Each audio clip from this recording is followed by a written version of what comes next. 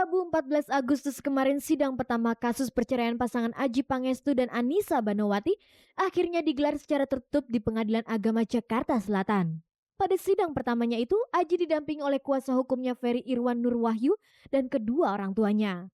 Sedangkan Anissa hadir seorang diri. Seusai sidang yang digelar tidak terlalu lama itu, Adjie dan Anissa langsung keluar dari ruangan sidang dengan wajah yang sama-sama tegang.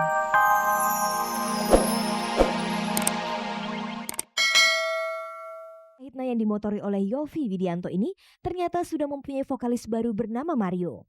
Terpilihnya Mario sebagai vokalis baru Kahitna sudah barang tentu akan menambah warna terhadap musik asal kota itu.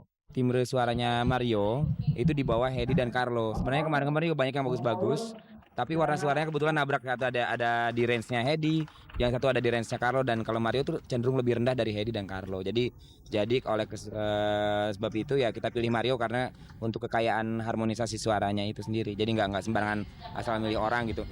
Seperti diketahui, Kahitna telah memiliki nama besar sebagai grup band. Lantas, apakah dalam hal ini Mario mengalami kesulitan untuk menyesuaikan diri? Itu bukan kesulitan ya, maksudnya tantangan gitu. Bagi saya untuk melebur ke dalam Kahitna tuh bukan kesulitan sih, tantangan aja gitu. Dengan telah masuknya Mario sebagai vokalis baru Kahitna, lalu bagaimana pendapat Carlo Saba yang selama ini telah menjadi vokalis Kahitna? Dari sisi vokal justru ini satu faktor yang lebih bagus lagi karena kita kan bisa membuat satu harmoni yang berbeda lagi gitu. Jadi lebih karya harmoni. Saya cenderung suaranya lebih tinggi, Hedi medium dan Mario lebih rendah. Kita banyak bisa bikin kolaborasi yang lebih baik gitu untuk aransemen vokal.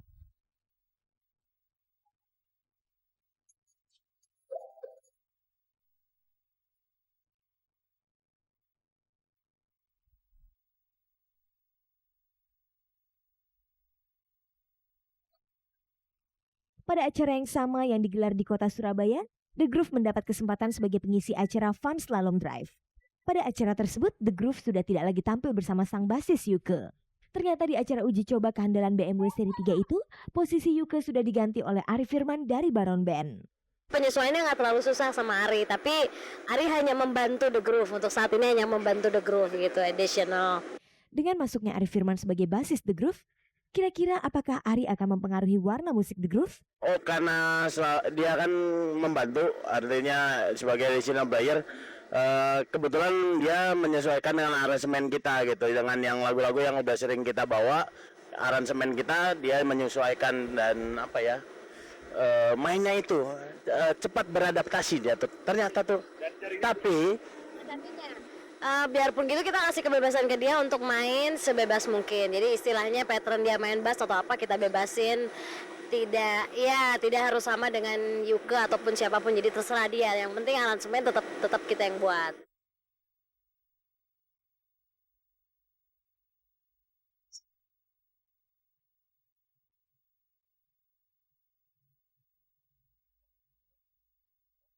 Pemirsa, berikut ini kita simak liputan hangat dan menarik yang berhasil dihimpun tim Cek dan Dicek.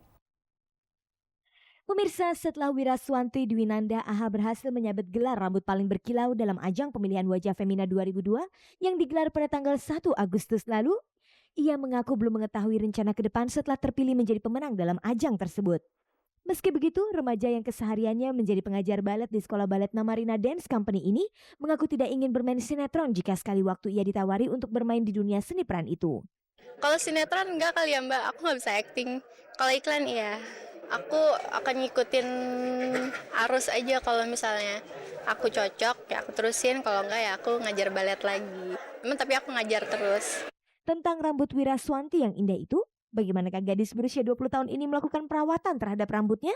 Rutin 2 hari sekali. Terus yang penting itu pemilihan shampoo-nya tepat. Kalau nggak tepat rambutnya mungkin nggak akan sehat dan kemilau. On the fire and it burns like me. Kamis 15 Agustus kemarin, Kadispen Polda Metro Jaya Komisaris Besar Polisi Anton Bahrul Alam genap berusia 46 tahun. Lewat perayaan sederhana yang digelar di ruangan kerjanya, Anton Bahrul Alam merayakan hari jadinya itu bersama-sama dengan jajarannya. Pada hari ulang tahunnya itu, Anton Bahrul Alam mengaku kalau usianya itu kian berkurang. Untuk itulah Anton Bahrul Alam yang selalu bertugas di Polda Metro Jaya sebagai penyampai informasi dan keterangan kepada sejumlah wartawan ini menyadari sekali jika hubungannya dengan Tuhan Yang Maha Esa harus lebih ditingkatkan lagi. Apa yang sudah saya berikan, satu kepada Allah, ya. Yang kedua, hablum minannasnya kepada manusia, sesama manusia. Kebetulan kan setiap ulang tahun berarti umur kita semakin sedikit. Nah, semua manusia akan mengalami mati, ya. Begitu ingat ulang tahun, ingat akan mati. Sehingga saya harus berusaha mengisi sisa-sisa umur kita yang selanjutnya ini dengan kewajiban-kewajiban kita kepada Allah. Kebetulan saja saya diciptakan menjadi seorang polisi. Saya harus memberikan yang terbaik pada masyarakat. Karena sebenarnya tugas-tugas polisi adalah merupakan bakti juga kepada Allah.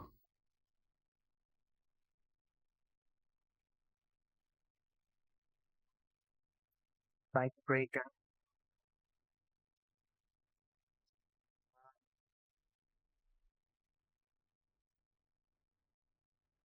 Rabu 14 Agustus kemarin sidang pertama kasus perceraian pasangan Adjie Pangestu dan Anissa Banowati akhirnya digelar secara tertutup di Pengadilan Agama Jakarta Selatan.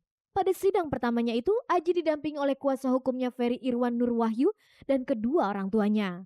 Sedangkan Anissa hadir seorang diri. Seusai sidang yang digelar tidak terlalu lama itu, Adjie dan Anissa langsung keluar dari ruangan sidang dengan wajah yang sama-sama tegang. Ketegangan pasangan ini sepertinya dipicu oleh hasil sidang pertamanya itu, di mana dalam hal ini majelis hakim berusaha untuk mendamaikan pasangan ini. Akan tetapi tawaran majelis hakim itu tidak begitu ditanggapi oleh Anissa yang notabene tetap pada pendiriannya. Tidak mau berdamai apalagi kembali rujuk dengan Adjie. Terhadap sikap Anissa itu, lantas bagaimana menurut Adjie Pangestu? Itu bagian yang sedang aku cari saat ini gitu. Kesalahan apa yang aku buat sampai dia seperti itu. Saya kira saya dapat jawaban yang terbaik pada detik itu. Tapi yang saya dengar, satu keyakinan lagi bahwa kasus ini harus diterusin lagi. Ya udah, dengan sangat menyesal ya saya terusin lagi. Jika memang Adjie bersedia akan terus mengikuti sidang perceraiannya itu, kira-kira hal apa saja yang menjadi inti gugatannya? Apakah Adjie memasukkan dalam gugatannya itu tentang adanya orang ketiga dalam rumah tangganya? Nanti setelah pembuktian itu semua, kita baru bisa komentar. Karena kalau saya komentar sekarang, saya menuduh tanpa alasan yang jelas. Pada sidang perceraiannya itu, Anissa sempat terlihat menangis. Lalu bagi Adjie, apa sebenarnya makna dari tangisan Anissa itu? Apakah itu sebuah pertanda kalau istrinya tidak sanggup menerima tawaran rujuk dari Adjie? Dia seorang perempuan.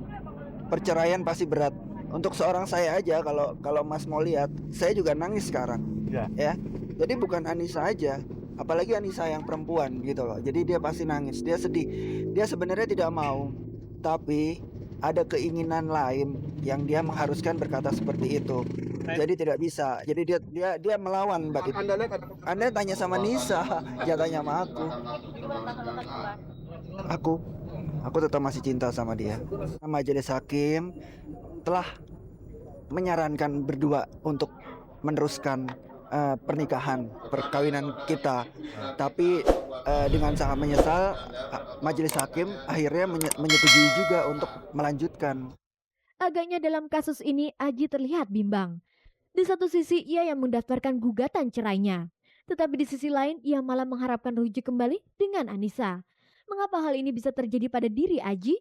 Kadangkala di dalam pertengkaran itu ada hal-hal yang diutarakan oleh masing-masing pihak, baik mungkin juga ada dari Anissa, mungkin ada dari Adjie segala macam, yang terlontar kata-kata cerai.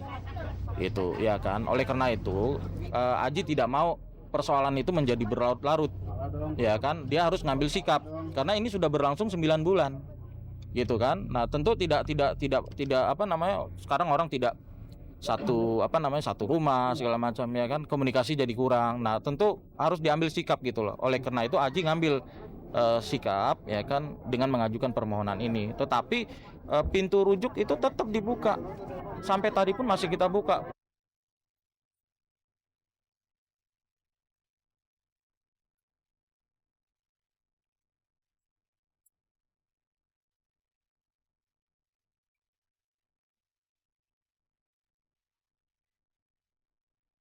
Saya bilang sampai hakim ketok palu pun saya masih membuka untuk upaya rujuk atau damai.